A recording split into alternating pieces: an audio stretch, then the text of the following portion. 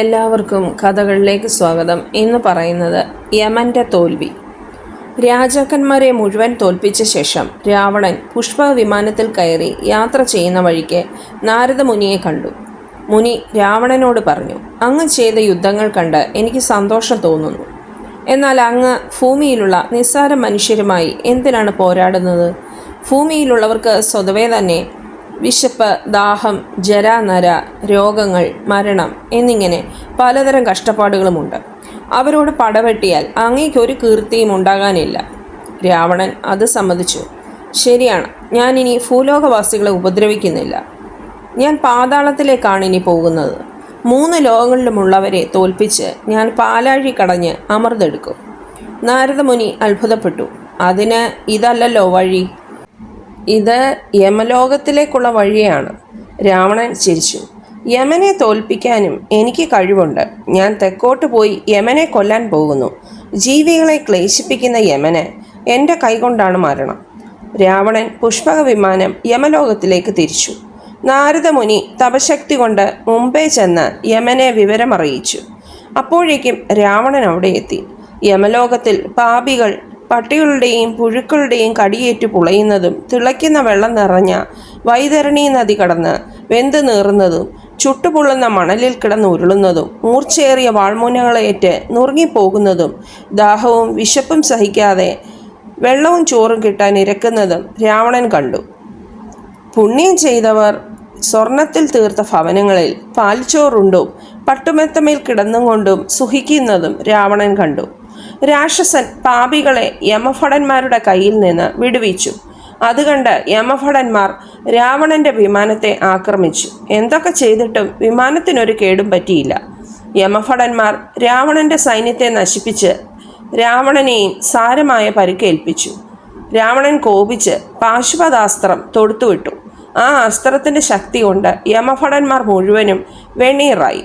രാവണൻ ജയിച്ചു നിൽക്കുന്നതറിഞ്ഞ് യമൻ രക്തവർണ്ണത്തിലുള്ള കുതിരകളെ പൂട്ടിയ തേരിൽ കയറി പുറപ്പെട്ടു.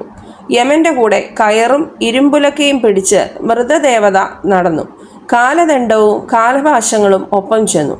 യമന്റെ വരവ് കണ്ട് രാവണന്റെ മന്ത്രിമാർ പേടിച്ചോടിപ്പോയി. എന്നാൽ രാവണൻ ഒരു ഭയവും ഉണ്ടായില്ല.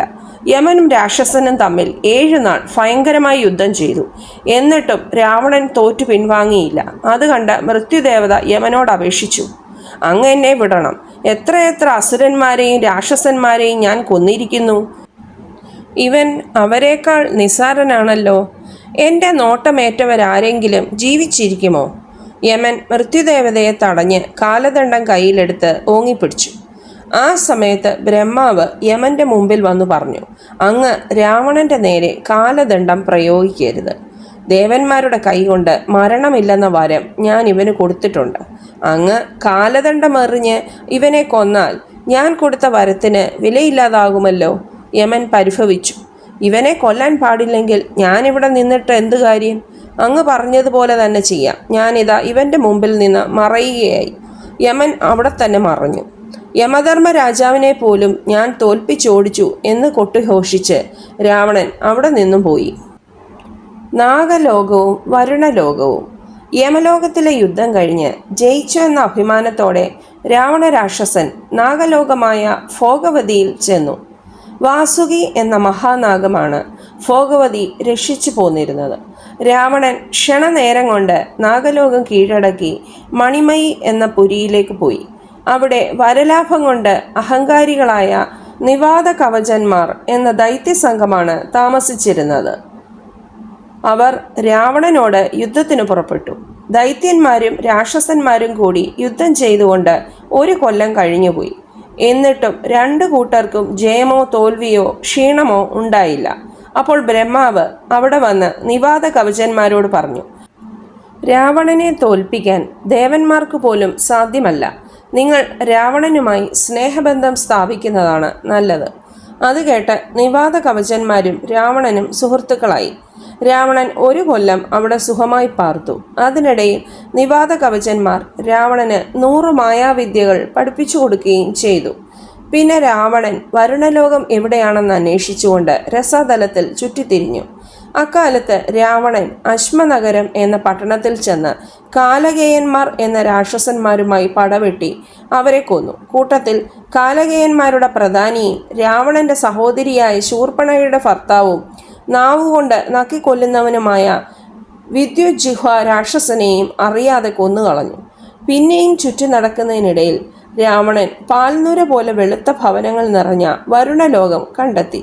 അവിടെ സദാശിവന്റെ കാളയുടെ അമ്മയായ സുരഭി പാൽ ചുരത്തിക്കൊണ്ട് നിൽക്കുന്നത് കണ്ട് ആ ദിവ്യ പശുവിനെ പ്രദക്ഷിണം വെച്ച് നമസ്കരിച്ച് വരുണലോകത്തിലേക്ക് കടന്നു. ചുറ്റും ജലധാര ഒഴുകുന്ന വരുണ മന്ദിരത്തിനടുത്ത് ചെന്ന് രാവണൻ പറഞ്ഞു, ഞാൻ യുദ്ധം ചെയ്യാൻ വന്നിരിക്കുകയാണ്. വേഗം വന്ന് യുദ്ധം ചെയ്യണം. അല്ലെങ്കിൽ എൻ്റെ മുമ്പിൽ തൊഴുതു നിന്ന് തോറ്റുവെന്ന് പറഞ്ഞാൽ മതി. ഞാൻ പിന്നെ ഒന്നും ചെയ്യുകയില്ല.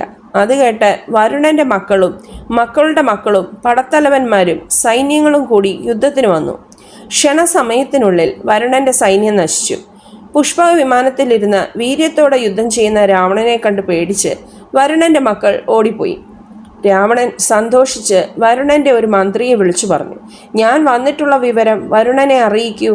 മന്ത്രി വണക്കത്തോടെ മറുപടിയേകി. വരുണ മഹാരാജാവ് ഗന്ധർവന്മാരുടെ പാട്ടുകച്ചേരി കേൾക്കാൻ ബ്രഹ്മലോകത്തിലേക്ക് പോയിരിക്കുകയാണ്. കുമാരന്മാർ മാത്രമേ ഇവിടെയുള്ളൂ.